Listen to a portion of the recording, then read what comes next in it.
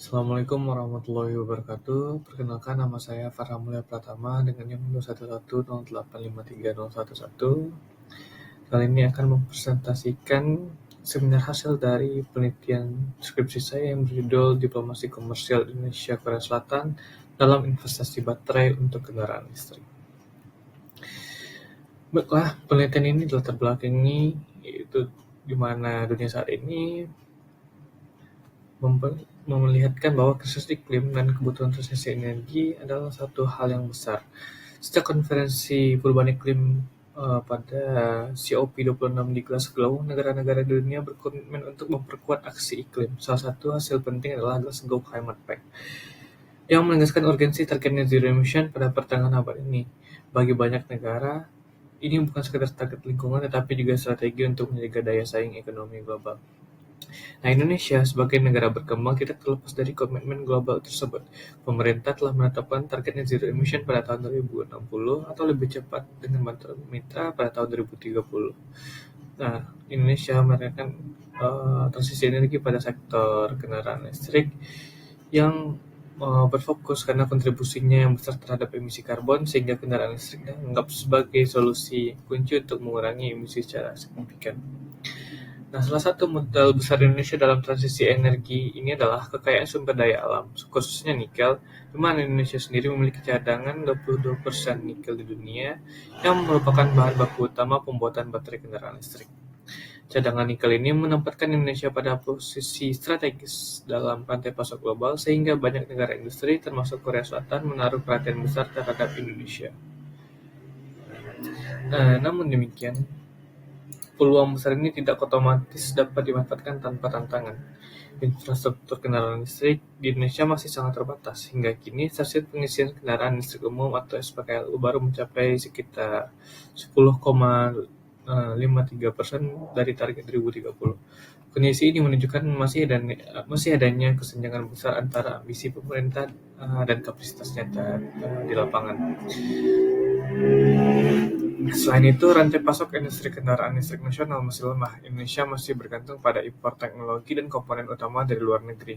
Hal ini membuat biaya produksi kendaraan listrik di dalam negeri menjadi tinggi, sekaligus menimbulkan risiko ketergantungan jangka panjang, regulasi yang tumpang tindih antar kementerian yang juga menjadi hambatan yang besar untuk memperlambat investasi. Dalam konteks inilah Korea Selatan hadir sebagai mitra strategis. Korea Selatan memiliki agenda Green New Deal dan Carbon Neutral Strategy yang menuntut pasokan bahan baku energi bersih dalam jumlah besar. Negara ini memiliki perusahaan otomotif dan elektronik kelas dunia seperti Hyundai dan LG yang sangat aktif dalam mengembangkan industri kendaraan listrik. Kepentingan Korea Selatan bertemu dengan kebutuhan Indonesia, sehingga terbentuklah kerjasama yang semakin erat. Salah satu tonggaknya adalah ditandatanganinya Indonesia-Korea Comprehensive Economic Partnership Agreement atau ICEPA pada tahun 2020. Perjanjian ini menjadi landasan hukum yang memperluas perdagangan dan investasi kedua negara, khususnya di sektor kendaraan listrik dan baterai. Selain itu, melalui perjanjian formal, kerjasama ini diwujudkan dalam bentuk konkret, yaitu investasi Hyundai dan LG Indonesia. Konsorsium kedua perusahaan tersebut bersama Indonesia Battery Corporation mendirikan PT HLI Green Power dengan nilai investasi sebesar 1,1 miliar dolar Amerika. Pabrik ini dirancang memiliki kapasitas awal 10 gigawatt jam per tahun dan menjadi yang pertama di Asia Tenggara. Nah, oleh karena itu, penelitian ini merumuskan fokus utama itu bagaimana diplomasi komersial di Indonesia dijalankan tetap Korea Selatan dalam konteks kerjasama investasi baterai kendaraan listrik. Lalu selanjutnya ialah kita akan membahas pada rumusan masalah, di mana di tengah tantangan struktural dan kesenjangan dalam ekosistem kendaraan listrik,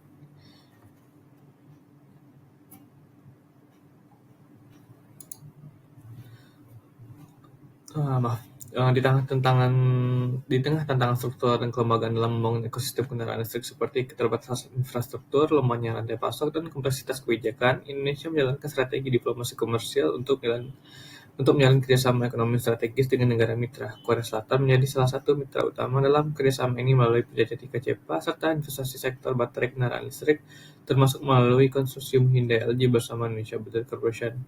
Nah, Dari latar belakang dan rumusan masalah yang telah dijelaskan tadi, muncullah pertanyaan penelitian, yaitu bagaimana diplomasi komersial Indonesia terhadap Korea Selatan terkait investasi baterai untuk kendaraan listrik. Nah, ada pun tujuan penelitian dari skripsi ini adalah menganalisis proses terkait praktik diplomasi komersial yang dijalankan oleh Indonesia terhadap Korea Selatan dalam membentuk kerjasama investasi strategis di sektor kendaraan listrik. Adapun manfaat penelitian ini adalah secara praktis memberikan wawasan bagi perumus kebijakan luar negeri dan pelaku diplomasi komersial dalam merancang strategi kerjasama investasi yang adaptif terhadap dinamika pasar global dan tuntunan pembangunan berkelanjutan.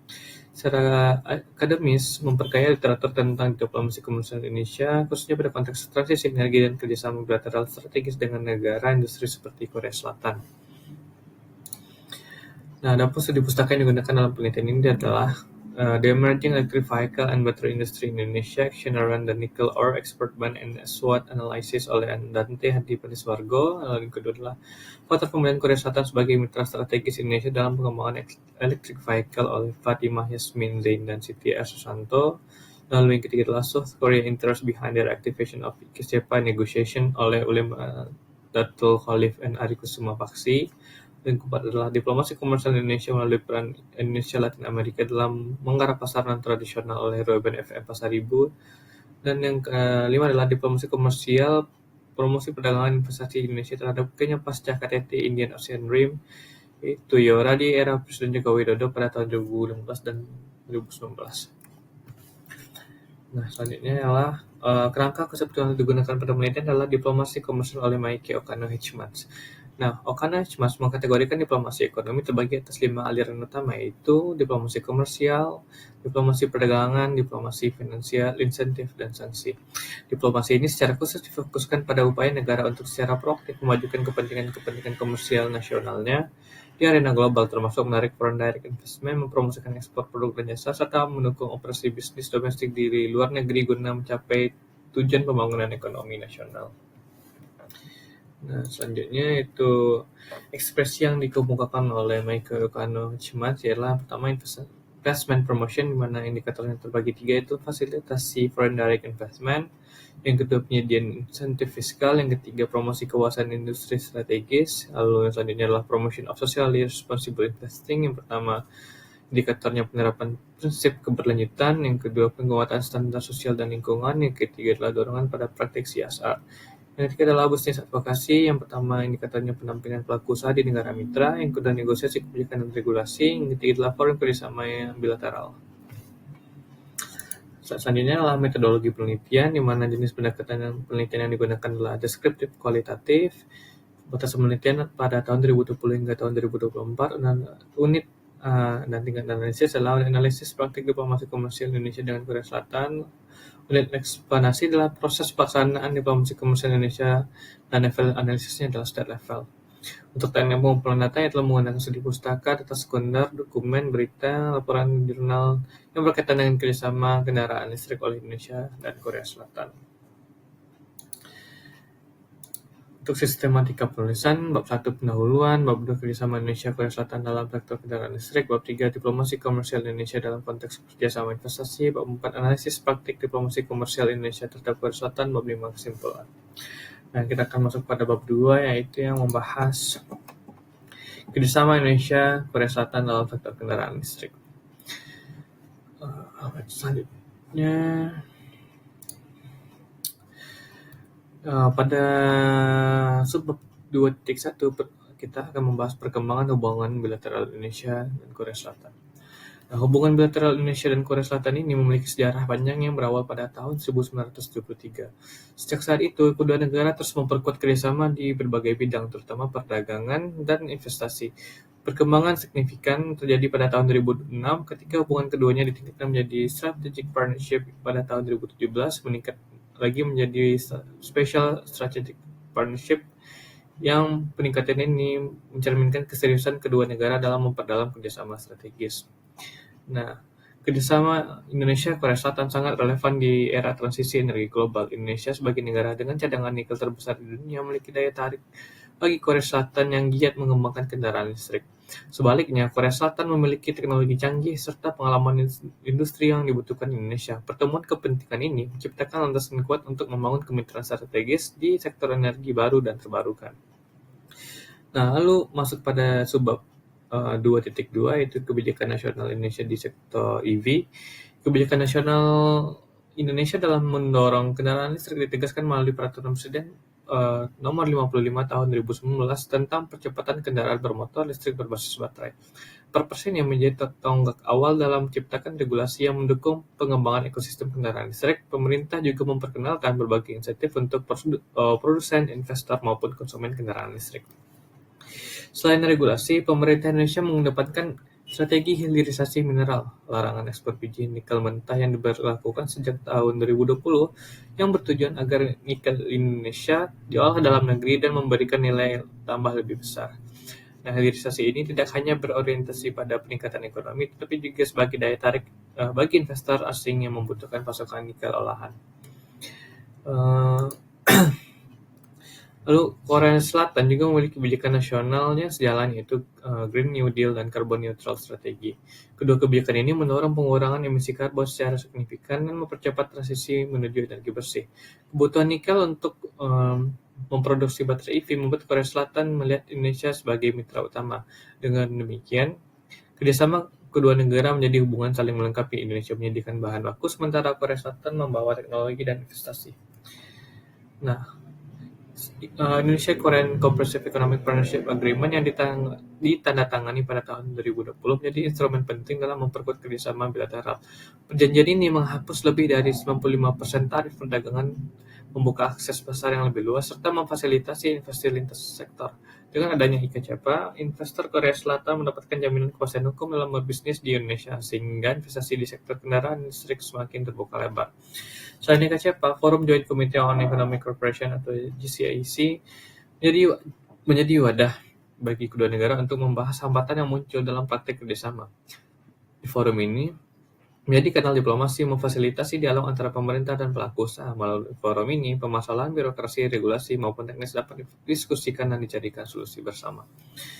Meskipun kerangka kerjasama sudah terbentuk dengan baik, tantangan tetap ada. Infrastruktur pengisian kendaraan listrik masih jauh dari cukup, sementara permintaan pasar domestik juga masih terbatas. Selain itu, regulasi yang tumpang tindih antar lembaga sering memperlambat implementasi kerjasama. Situasi ini menuntut adanya strategi diplomasi komersial yang mampu menjembatani perbedaan kepentingan dan mempercepat realisasi proyek. Nah, pada subbab 2.3 kita akan membahas peran aktor dalam lembaga. Nah, disinilah peran diplomasi komersial Indonesia menjadi penting. Melalui Kementerian Luar Negeri, Kementerian Investasi, dan Kementerian Energi Sumber Daya Mineral, pemerintah berupaya memfasilitasi kepentingan investor Korea Selatan tanpa mengorbankan kepentingan nasional. Diplomasi komersial ini tidak hanya berfokus pada promosi investasi, tapi juga advokasi bisnis dan promosi investasi yang bertanggung jawab secara sosial dan lingkungan. Dengan demikian, bab 2 ini menegaskan bahwa kerjasama Indonesia dan Korea Selatan di sektor kendaraan listrik adalah hasil pertemuan kebutuhan strategis kedua negara yang diperkuat dengan kerangka formal seperti IKCPA dan Forum GCIC. Tantangan yang ada menunjukkan perlunya strategi diplomasi komersial yang efektif agar kerjasama ini benar-benar memberikan manfaat jangka panjang bagi Indonesia. Nah, kita selanjutnya akan masuk pada bab 3, di mana bab 3 itu akan membahas Korea Selatan dalam investasi baterai kendaraan listrik di Indonesia.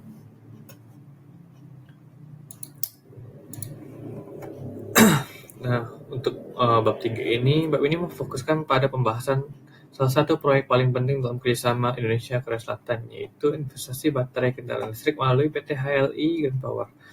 Proyek ini menjadi simbol nyata implementasi diplomasi komersial Indonesia yang berhasil menarik investasi besar dari Korea Selatan. PT HLI Green Power adalah hasil kerjasama antara Hyundai Motor Group, LG Energy Solution, dan Indonesia Battery Corporation dengan investasi awal sebesar 1,1 miliar dolar AS. Pabrik ini dirancang memiliki kapasitas produksi sebesar 10 gigawatt per jam per tahun. Proyek ini berlokasi di Karawang, Jawa Barat, yang merupakan salah satu kawasan industri strategis di Indonesia. Pembangunan pabrik ini memiliki makna strategis. Pertama, menjadi pabrik baterai kendaraan listrik di Asia Tenggara. Kedua, pabrik ini menempatkan Indonesia sebagai bagian dari rantai pasok global kendaraan listrik. Ketiga, proyek ini menjadi simbol keberhasilan strategi hilirisasi Indonesia yang tidak hanya mengekspor nikel mentah, tapi juga mengolahnya menjadi produk yang bernilai tambah. Peran pemerintah Indonesia sangat penting dalam mewujudkan proyek ini. Kementerian Luar Negeri berperan sebagai fasilitator diplomasi yang memastikan kesepakatan berjalan lancar. Kementerian Investasi memberikan insentif fiskal maupun non-fiskal yang menarik bagi investor. Sementara Kementerian Energi Sumber Daya Mineral mendukung dengan kebijakan hilirisasi mineral, memastikan bahan baku tersedia di dalam negeri. Investasi sebesar ini tidak terlepas dari berbagai tantangan, salah satunya adalah keterbatasan infrastruktur energi dan logistik di Indonesia. Selain itu, masalah birokrasi juga menjadi kendala dalam percepat perizinan. Namun, komitmen politik yang kuat dari pemerintah Indonesia serta dukungan diplomasi bilateral membuat proyek ini tetap berjalan sesuai rencana. Bagi Korea Selatan, investasi ini sangat penting untuk menjamin pasokan bahan baku nikel bagi industri baterai dan kendaraan listrik mereka. Dengan menanamkan model di Indonesia, Korea Selatan dapat memastikan rantai pasok yang stabil dan terdiversifikasi, sekaligus memperkuat posisi globalnya dalam industri electric vehicle. Bagi Indonesia, manfaat yang diperoleh tidak hanya berupa aliran modal asing, tetapi juga peluang transfer teknologi. Dengan masuknya perusahaan global seperti Hyundai dan LG, tenaga kerja di Indonesia berkesempatan untuk belajar langsung teknologi produksi baterai kendaraan listrik, di mana hal ini diharapkan memperkuat kapasitas nasional di bidang teknologi hijau. Selain itu, proyek PT HLI Green Power mendukung pencapaian target net zero emission Indonesia. Dengan berkembangnya industri kendaraan listrik dalam negeri, emisi karbon dari sektor transportasi dapat ditekan secara signifikan. Hal ini juga sejalan dengan komitmen global Indonesia dalam transisi energi bersih. Dengan demikian, PT HLI Green Power bukan hanya proyek investasi biasa, tapi sebuah tonggak dalam diplomasi ekonomi Indonesia. Proyek ini memperlihatkan bagaimana diplomasi komersial dapat menghasilkan kerjasama yang nyata, memberikan manfaat ekonomi, sosial, dan lingkungan. Nah, bab 3 ini menegaskan bahwa proyek PT HLI Green Power adalah contoh konkret keberhasilan diplomasi komersial Indonesia. Namun, keberhasilan ini tetap harus diikuti dengan upaya mengatasi tantangan struktural agar manfaat investasi dapat dirasakan secara maksimal oleh Indonesia. Baik, untuk bab selanjutnya itu kita masuk kepada bab 4, di mana bab 4 membahas tentang analisis praktik diplomasi komersial Indonesia terhadap Korea Selatan. Nah, untuk analisis pada bab ini, penelitian ini itu menggunakan kerangka teori diplomasi komersial dari Maekio Kano-Hedgeman, di mana Maekio Kano-Hedgeman membagi teori diplomasi komersial ini menjadi beberapa ekspresi utama, yaitu promosi investasi, advokasi bisnis, promosi investasi, promosi perdagangan, dan turis promosi. Namun dalam penelitian ini kita hanya menggunakan 3 teori utama, yaitu investment promotion, business advocacy, dan responsible investing. Nah, penelitian ini akan dilihat melalui berdasarkan diplomasi komersial Indonesia dalam investasi EV melalui investment promotion. Nah, promosi investasi adalah upaya Indonesia untuk menarik minat investor Korea Selatan. Hal ini dilakukan melalui pemberian insentif fiskal dan non-fiskal, penyediaan kawasan industri strategis, serta implementasi IKCPA. Nah, semua kebijakan tadi berhasil menarik perhatian Hyundai dan LG yang akhirnya berinvestasi besar di Indonesia. Nah, bisa dilihat dalam slide, yaitu Indonesia sendiri memberikan insentif fiskal dan fiskal yang diberikan oleh Kementerian Investasi, di mana Indonesia sendiri menawarkan kemudahan pajak dan izin untuk menarik foreign direct investment dari Korea Selatan.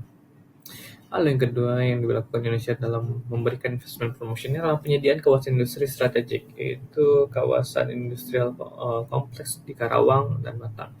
Pemerintah menyiapkan lokasi khusus dengan infrastruktur untuk pabrik baterai yang akan diinvestasikan di Indonesia oleh Korea Selatan.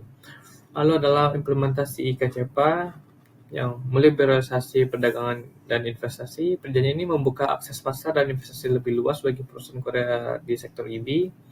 Lalu yang menjadi investment promotion Indonesia adalah pembentukan PT HLI Green Power dengan investasi 1,1 miliar kapasitas 10 gigawatt per tahun yang diinvestasikan oleh Korea Selatan melalui konsorsium Hyundai, LG, dan Indonesia Battery Corporation menjadikan pabrik baterai pertama di Asia Tenggara. Nah, lalu eh, konsep yang kedua adalah diplomasi komersial Indonesia dalam investasi IP melalui bisnis advokasi. Nah, advokasi bisnis adalah instrumen kedua yang dilakukan oleh Indonesia dalam melakukan diplomasi komersialnya kepada Korea Selatan melalui forum Joint Committee on Economic Cooperation. Pemerintah Indonesia memfasilitasi dialog dengan investor Korea Selatan untuk mengatasi hambatan regulasi dan birokrasi. Peran Kemlu juga penting sebagai mediator diplomatik yang memastikan adanya kepastian hukum dan iklim investasi yang kondusif bagi investor asing. Nah, bisnis advokasi ini bisa terbuktikan pada slide berikut adalah Indonesia melakukan forum bilateral, yaitu Joint Committee on Economic Cooperation, yang menjadi wadah dialog Indonesia dan Korea Selatan dalam memfasilitasi investasi. Nah, lalu dari Joint Committee on Economic Cooperation tadi diwadahi oleh dan dijembatani oleh Kementerian Luar Negeri sebagai mediator diplomatik, di mana Kementerian Luar Negeri bertindak sebagai mediator diplomatik antara pemerintah dan investor. Nah, hal yang ketiga adalah yang merupakan bisnis advokasi dari Indonesia adalah negosiasi hambatan regulasi dan birokrasi investasi, di mana Indonesia melakukan upaya menyederhanakan izin dan kebijakan lintas kementerian. Dan akhirnya penyelesaian dari bisnis advokasi adalah untuk menghadapi hambatan teknis yang oleh perusahaan Korea, di mana Indonesia membantu perusahaan Korea menghadapi kendala birokrasi. Nah, lalu untuk konsep yang ketiga adalah diplomasi komersial Indonesia dalam investasi EV melalui promotion of socially and responsible investing. Promosi investasi bertanggung jawab adalah instrumen ketiga yang dikemukakan oleh Carnegie Mas, di mana aspek ini menekankan pentingnya keberlanjutan, standar sosial, dan lingkungan. Dalam kasus PT Highly Grand Power, Hyundai dan LG berkomitmen menerapkan praktik CSR, yaitu Corporate Social Responsible, menggunakan teknologi rendah karbon, serta mendukung hilirisasi nikel agar memberi manfaat ekonomi domestik. Nah, dari analisis promotion of socially and responsible investing tadi, muncullah beberapa indikator. Yang pertama adalah CSR atau Corporate Socially Responsible, dan standar lingkungan dalam konsorsium Hyundai LG Indonesia Battery Corporation menjadikan LG dan IBC menerapkan praktik bisnis berkelanjutan. Nah, lalu yang kedua adalah komitmen keberlanjutan teknologi rendah karbon, di mana investasi yang dilakukan adalah diarahkan pada teknologi yang rendah karbon. Yang ketiga adalah dorongan hilirisasi nikel untuk nilai tambah domestik, di mana kebijakan hilirisasi meningkatkan nilai tambah domestik. Dan yang keempat adalah mendukung target net zero emission pada 2060, diplomasi komersial mendukung komitmen transisi energi Indonesia. Nah, dari analisis ketiga konsep tadi, terlihat bahwa ketiga instrumen diplomasi komersial berjalan secara sinergis. Promosi investasi berhasil membawa masuk modal asing, advokasi bisnis bisa menyelesaikan hambatan regulasi, sementara promosi investasi bertanggung jawab memastikan kerjasama berjalan sesuai standar global. Namun persoalan ini tidak berarti tanpa tantangan. Kondisi kausal yang dihadapi Indonesia mencakup keterbatasan infrastruktur, birokrasi yang lambat, dan ketergantungan pada teknologi impor. Faktor-faktor ini berpotensi menghambat efektivitas diplomasi komersial jika tidak segera diatasi. Meski demikian, konsekuensi dari praktik diplomasi komersial ini cukup signifikan. Indonesia mendapatkan aliran investasi asing, peluang transfer teknologi, serta penguatan posisi dalam rantai pasok global kendaraan listrik. Dampak jangka panjang adalah penguatan kapasitas nasional dalam industri hijau. Analisis pada bab 4 ini juga menunjukkan bahwa diplomasi komersial bukan hanya soal menarik investasi, tetapi juga soal bagaimana memastikan keberlanjutan dan legitimasi kerja sama di mata dunia. Dengan menekankan aspek ESG, Indonesia menunjukkan bahwa pembangunan ekonomi dapat berjalan beriringan dengan tanggung jawab sosial dan lingkungan. Dengan demikian, diplomasi komersial Indonesia terhadap Korea Selatan dapat dianggap efektif. Keberhasilan ini juga tidak hanya diukur dari nilai investasi, tetapi juga dampak strategis seperti hilirisasi nikel, transfer teknologi, dan kontribusi terhadap target net zero emission. Nah, pada bab ini menegaskan bahwa diplomasi komersial adalah instrumen vital dalam diplomasi ekonomi Indonesia dengan mengelola promosi investasi, advokasi bisnis, dan promosi investasi bertanggung jawab. Indonesia berhasil menjalin kerjasama yang tidak hanya menguntungkan secara ekonomi, tapi juga mendukung agenda transisi global. Nah, masuk kepada pembahasan terakhir yaitu bab 5, di mana kesimpulan dan saran. Kesimpulan utama dari penelitian ini adalah bahwa diplomasi komersial Indonesia terbukti efektif dalam menarik investasi Korea Selatan di sektor kendaraan listrik. Strategi ini berhasil diwujudkan melalui proyek besar seperti PT HRI Grand Power di Karawang. Promosi investasi yang dijalankan Indonesia mulai dari insentif hingga penyediaan kawasan industri strategis terbukti mampu meningkatkan daya tarik Indonesia di mata investor Korea Selatan. Implementasi IKCPA juga memperkuat iklim investasi bilateral. Nah, advokasi bisnis melalui forum Joint Committee on Economic Cooperation berhasil menyelesaikan berbagai hambatan regulasi dan birokrasi, sehingga memberikan kepastian hukum bagi investor. Peran Kementerian Luar Negeri sangat penting dalam menjembatani kepentingan antara pemerintah dan perusahaan Korea Selatan. Lalu, promosi investasi bertanggung jawab menjadi bukti bahwa Indonesia tidak hanya berfokus pada ekonomi, tapi juga pada aspek keberlanjutan. Penerapan standar lingkungan, CSR, dan teknologi rendah karbon menunjukkan komitmen Indonesia pada prinsip ESG. Secara keseluruhan, kerjasama Indonesia Korea Selatan di sektor kendaraan listrik memberikan manfaat besar. Selain aliran investasi, kerjasama ini juga memperkuat hilirisasi nikel dan membuka peluang transfer teknologi dan memperkuat posisi Indonesia dalam rantai pasok global. Namun, penelitian ini juga menunjukkan adanya tantangan yang harus segera diatasi. Keterbatasan infrastruktur, lemahnya rantai pasok domestik, dan birokrasi yang berbalik masih menjadi hambatan utama yang dapat mengurangi efektivitas diplomasi komersial. Oleh karena itu, saran yang diberikan adalah perlunya peningkatan koordinasi antara kementerian dan lembaga dalam menyederhanakan regulasi. Hal ini penting agar investasi asing dapat terrealisasi dengan lebih cepat dan efisien. Selain itu, pembangunan infrastruktur pendukung kendaraan listrik, terutama stasiun pengisian kendaraan listrik umum, harus dipercepat agar sejalan dengan pertumbuhan investasi dan permintaan pasar. Tanpa infrastruktur yang memadai, penetrasi kendaraan listrik di Indonesia akan berjalan lambat. Penelitian ini juga menyarankan adanya dorongan lebih besar pada riset dan transfer teknologi. Indonesia tidak boleh hanya menjadi penyedia bahan baku, tapi harus naik kelas menjadi produsen teknologi kendaraan listrik. Dengan begitu, kemandirian energi dapat tercapai. Akhirnya, penelitian ini lanjutan diharapkan dapat menggunakan data primer seperti wawancara dan survei agar analisis lebih komprehensif. Dengan demikian, pemahaman kita tentang diplomasi komersial akan semakin dalam dan dapat menjadi referensi yang lebih kuat bagi pembuat kebijakan. Nah, sekian untuk seminar hasil dari penelitian skripsi saya yang berjudul Diplomasi Komersial Indonesia Korea Selatan dalam investasi baterai untuk kendaraan listrik. Jika ada kekurangan, saya mohon maaf. Assalamualaikum warahmatullahi wabarakatuh.